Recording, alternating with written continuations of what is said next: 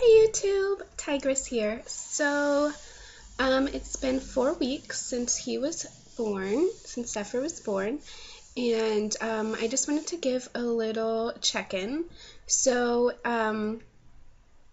Steve has been back to work the last 2 weeks. Why is my camera sucking? Sorry.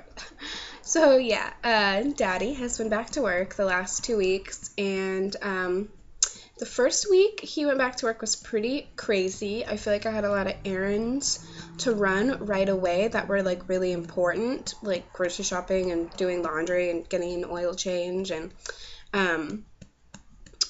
kind of like a bunch of more things that my husband Steve wasn't really able to do because he was supplying, he was like cleaning the house for us and doing all this stuff. So let me just make this brighter because it's so cloudy out right now. Okay, so yeah, so that was kind of crazy and I felt a little overwhelmed, but it was cool to like go out and like practice doing some stuff with the baby. So that was nice. And Ocean started to get into a little bit of trouble at school that first week that Steve went back. She just had one day where she got in trouble for hitting someone, and then the next day she got in trouble for biting someone, and that was frustrating, and I was really scared that it was going to kind of turn into this stage, that she was going to be in for a long time. But luckily, we just talked to her, or I just talked to her like a couple times, and she's got it. But, she really is going through kind of like some stages where at first, I guess, she was really touchy at school, like lovey touchy. And then it was, kind of negative touching. And then now she's just kind of like crying about everything, every single little thing, just kind of making a big deal. So we're just kind of dealing with that. And it's really hard because he is so little and there's not much for her to help with right now, and I feel like she feels frustrated because she just wants to help, and I feel frustrated because I don't know like what to give her to do. Like I have to be like either feeding him or like the few things that I can do while he's sleeping if I'm not feeding him. So I feel like I don't want to ignore her, and I don't want her to like have a boring time at home and then like take all that out at school. So I'm trying to like just think of things to give her to do that makes her feel special and like she has like something that's just for her, like doing Play-Doh or painting or something. So that's something that we've been dealing with. The cloth diapers are going really good. I love the Kawaii diapers that we use. They fit him really well. They're really great at absorbing. I haven't had any problems with leaking. I do hand wash them in a Wonder Wash, and I will do a video about that in a little bit once I am really having the hang of it so that it's a really good video. And yeah, we figured out like a pretty good cycle for that, so that feels really good. As far as sleeping through the night, that seems to be the biggest question that everyone asks. Is he sleeping through the night? And you know what? He's actually already established a routine. Like when he was in my stomach, he would have an active or active time every night. So like every night after dinner would be his most active time of the day, when I'm like laying in bed after an hour or so after we've eaten dinner. He would just be like super active. And now that's still his fussy time. That's the time when he just like kind of just needs to like cry. And we don't we kind of do attachment parenting. I don't know. I wouldn't want to put that label on it, but, I don't really let him sit and cry for like 15 minutes, I'll hold him and he can cry, or I'll just like rub his back for a little bit while he cries for like, 2-3 minutes. It's not very long. He just needs like a little bit to like, I don't know. I feel like it helps them. Like, I feel like his lungs are getting stronger and his voice is getting stronger. It just kind of feels like a necessary thing. Like, he doesn't seem in pain. So, yeah.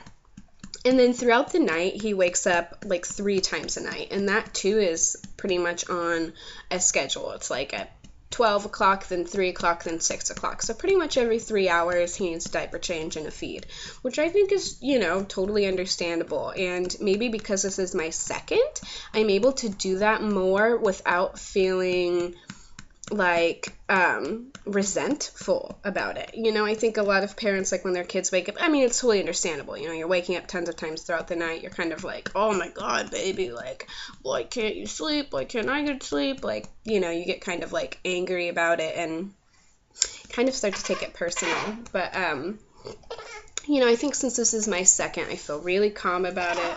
I'm able to just easily wake up with him and then easily just go back to sleep with him. So really, like, it hasn't been too much. Like, I'm able to have enough energy throughout the day to do the things that I need to do, even though by the end of the day, I'm like so exhausted, and we've been going to sleep at like 8:30 and 9 o'clock at night, like super early, because I'm just like so exhausted by the end of the day.